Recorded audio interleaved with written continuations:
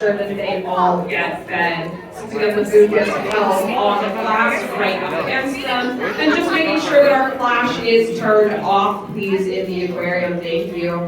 So we hold the food up against the glass, and then they come along to try and get some food. And then in a back and forth seesaw motion, they kind of suck it into their mouths, and that's how they enjoy, because their mouths, as you can see, are on the bottom. So sometimes if they're unsuccessful about getting into their mouth, you might be able to see them try to switch and turn to see if they can try to get back in. It is very funny when they miss. Sometimes you can see them falling down the wall trying to get the piece, just like right now. And then as you can see, all the cow noses, which are the smaller rays, are going to swoop on in if there's extra food. They actually get fed after the dive show just up top, but they're very sneaky, and you can see them all on the bottom looking for residual food that they would very much enjoy if the southern decided to give it to them. As well, you might see the spotted eagle rays up at the top. You'll notice they're not down here. This is because they are being fed up top. So sometimes they'll come down and they'll try to see if they can steal a little bit of extra food. They're our most intelligent species here in this habitat. So they're a little sneaky. They want to come and buy and try to steal food from their other friends, which is why they get fed up top. They're target fed. That way they get out of the way of everybody else when they're trying to eat. But you'll be able to see them occasionally come by and nudge the diver to see if they'll be giving them any extra food. But they're actually getting their food up above, which you can see after the show if they're still filming. Like I said, there's 4 different species of stingray in this habitat, so they are not manta rays, they are stingrays. You might be wondering, what is the difference? Well, primarily the size is one of the biggest differences. A manta ray can be about 7 meters in length. So we like to joke here that we could have 1 manta ray. We would have nothing else in the habitat. We'd take out all the rocks and we'd have 1 that would be able to do basically like a 180 turn, and then another 180 turn, and that would be the only thing we would have in this habitat. So we have a bunch of different species of stingrays in here. So that's all the ones that you can see. They are quite different as well. Manta rays have those 2 horns that come along the top. We call them horns. Those little prongs up at the top of their head is another thing that makes them a manta ray. So once again, these are stingrays. I'm going to start out with our southern stingrays. So that's the one that the divers try to feed up against the wall in a wall feed. So they're the larger brown ones that you can find going around. They're only about 200 pounds. So you might think they're a little bit bigger, a little bit smaller. That's about how much they weigh. They're all our little old ladies here in this habitat. So they're all about 20 to 24 years old. So nice and old. To make sure flash is off, please. No flash photography. Thank you. So they're all little old ladies. They're all very, very sweet. So they come by and they wait their turn for their next bit of food. You will be able to see that some of them, 2 of them, have those curly tails, so they're not fully straight. So you might be wondering, how come they're curly like that? Did they get injured or something's wrong with them? Well, did you know that southern stingrays, when they're in the womb, there's actually 4 to 10 pups at a time. So they're kind of wrapped up like little burritos in the womb. And when they came out, their tails just never fully straightened out. And they've lived 24 years very, very happily with their tails like that, so those girls are A-OK. That's Corky and Kinky. They're both very, very happy with their tails being like that. Yeah, so 4 to 10 pups. Those guys are usually concentrated around Florida and the Bahamas, but they can also be found in other sub-temperate waters. You might be wondering how they know the diver is here feeding them. Well, they can actually sense the heart rate, the pulse of the things around them. That's how they find food. So that's how all stingrays and actually sharks find their food. That's how they know what's going on in their habitat. They have these really cool gel sacs. For stingrays that are right behind their eyes on the top of their heads, and for sharks, they're on their rostrums, the front of their nose, and that helps them to know what's going on around them. They're called the ampullae of Lorenzini. Those gel-like sacs just help them know the heartbeat, the pulse of all the things around them. So they know the diver's there, they know the food's there because they can also taste and smell it, which is really, really cool. That's why if you guys were up top before and you stuck your hands in the water, that's actually the reason why the stingrays came to you. They were curious, they wanted to know what you were doing. We don't train them to do that, nor do we feed them all around the edges. It's just because they know that you're there and they want to come say hey, because everyone likes that they're smiling. They are actually very friendly, very curious little guys, so that's why they come by and say hey. The next species that I'll talk about is kind of like our southerns, because they got a big difference, and that is our rough-tails. So our rough-tails, how do you know which one is which? Well, look at their tails. If they have little tubercles coming out the top, they are rough-tails as well. They are also slightly bigger than the southerns. They're also found around subtropical temperate waters, from like the Caribbean all the way through even to Brazil. So we have two rough-tailed stingrays in this habitat. They're usually hanging out behind the rocks over here, but they'll come by to see some food. So you can see the one that's coming with the shorter tail right on the front left-hand side that's going to be slowly making his way towards the diver. That's one of our rough-tails. That is Max. So Max is one of our rough-tails. He is our largest rough-tail. So he's about 265 pounds. And he is our largest stingray here at the aquarium. And our other rough-tail, his name is Super Ray. He's called Super Ray. Yeah, he has those white spots on his body, and he's the one, if you were up top, who likes to smash against the side of the wall and create lots of ruckus. That's why he's called Super Ray. Why does he do it? Well, if somebody's in his favorite napping spot, which is just on the other side of that rock, he'll swim up to the top and he'll make lots and lots of splashes and commotion to try to get them out of his spot. So he's a bit sassy that way. He is our oldest here at the aquarium, so he's about 35 years old, which is really, really cool. That's just something that he likes to do as his own little routine here daily at the aquarium. The next ones that I'll talk about are coming right by the divers. So that's a spotted eagle ray. So the spotted eagle ray is the one with the polka dot spots and the rostrum that is pointed, kind of like a bird. So that's why it's called spotted eagle ray. They're the ones that are famous in Finding Dory. So that's Mr. Ray, their teacher. So that's a spotted eagle ray. What's really cool about them is that pointed rostrum. Their little front nose part is actually used for digging through the sand to the substrate at the bottom to search for food, because they eat lots of things that are found below, like clams and crabs, so they can actually dig below the sand to try to find their prey. They're very, very intelligent, just like I mentioned, which is why up at the top, with their targets, basically they create little traps to make it more exciting. They have to find a way to stick their rostrum in and eat their food that way, or they have to come up, target the aquarist, kind of like training a pet, and then they will get their food if they do it correctly. It keeps them more excited, and it's another little bit of enrichment that we do for them, because they want to keep them entertained and very, very happy. The next species that I'm going to talk about is our most abundant, and that is our cow nose stingrays. So our cow noses are the smaller gray ones that are going all around, pressing their little faces up against the acrylic.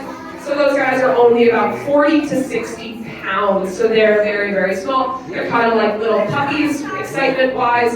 If our diver goes in at the top and you get to see her feeding them, they'll barrel all up into her in deep excitement, knowing that there is food coming. If you guys ever sign up for one of our stingray experiences, which is one of the things that we offer here at the aquarium, you actually get to go in the water and kneel next to them while they're being fed, and you'll actually get to feel that idea of them barreling into you, because they're so, so happy that food is around.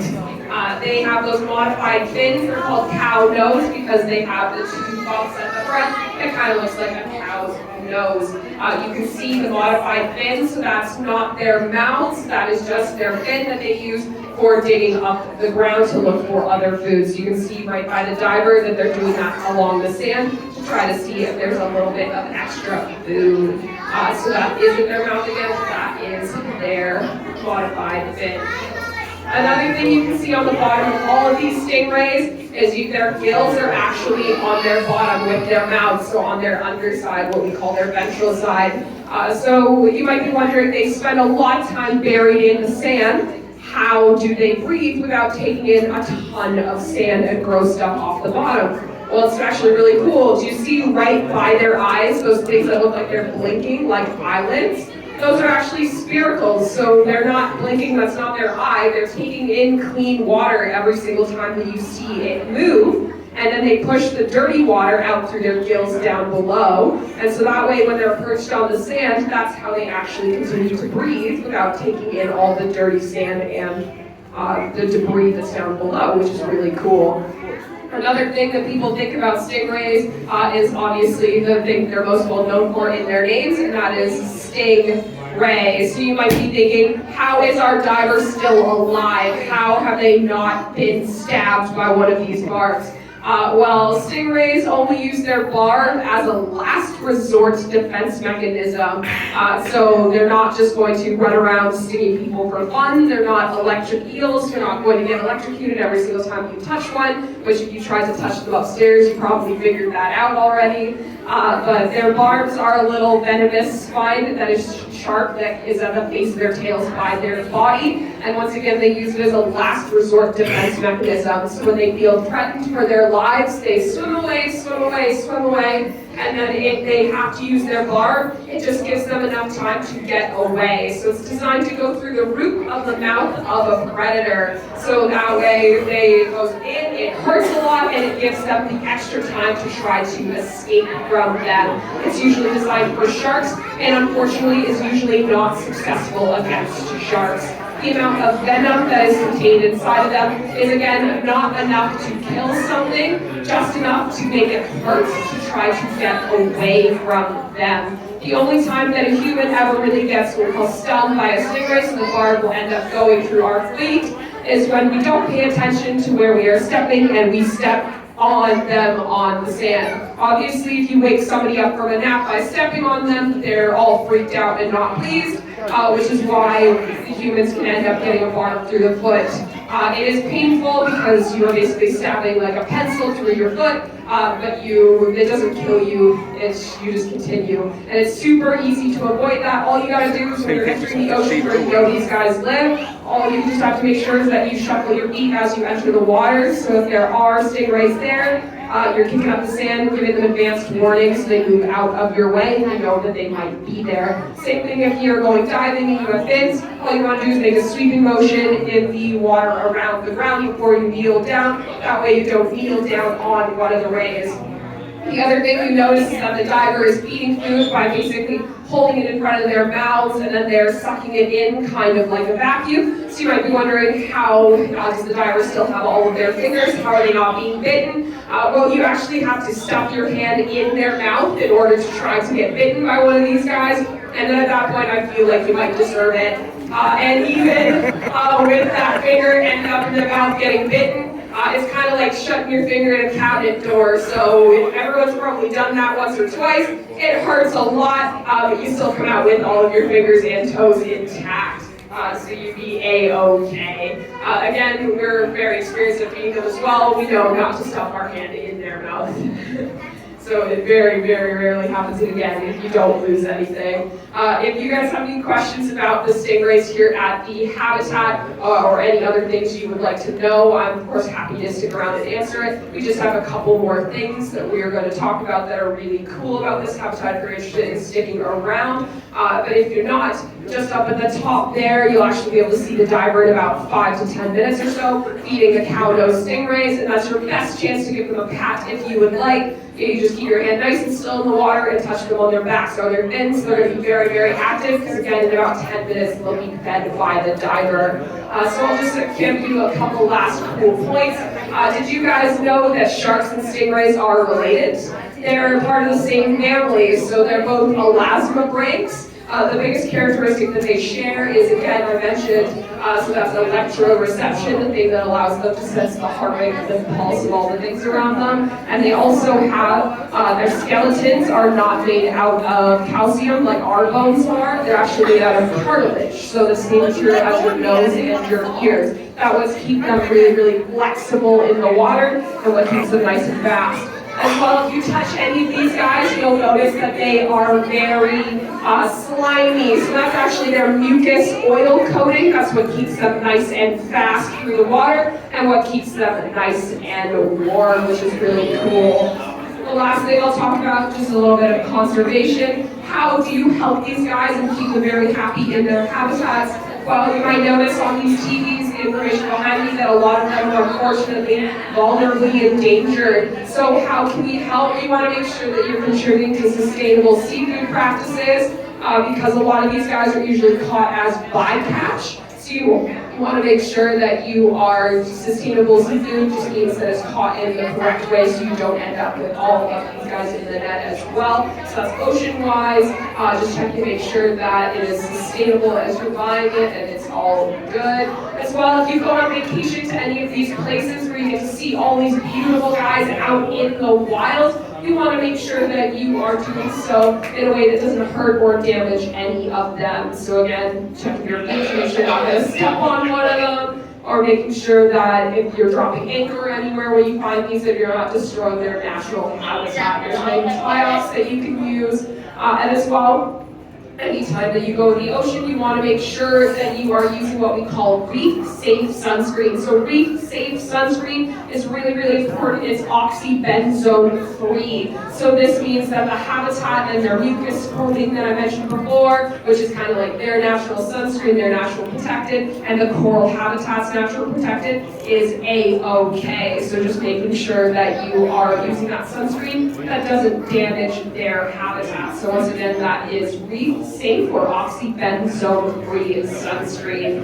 So once again, if you have any questions, I'm happy to be here. The diver's still here if you want to take a couple of pictures with them. But if not, our dive show is finished, and in about 10 minutes, once again, the divers will be leaving the cow noses up top. I hope that y'all learned something really cool today and had a great time here at Ripley's Aquarium.